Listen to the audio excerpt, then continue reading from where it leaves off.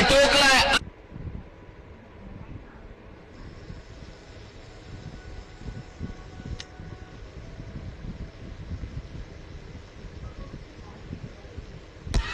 या वेळेला मात्र त्या ठिकाणी बॉल पाहूया कुठे चाललाय. षटकार की चौकार निर्णय काय येतोय पंचांचा.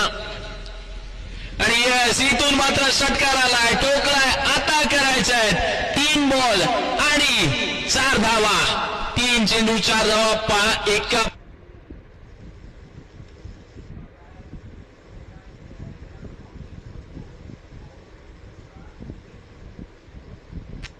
तीन बॉल 4 धावा करायचे आहेत. महत्वपूर्ण सामना. इथून मात्र हा बॉल फार महत्वाचा असेल. या बॉलला उडवत असताना इथून मात्र match finish on the side. तिसरा संघ सेमीफायनल मध्ये पोहोचलाय.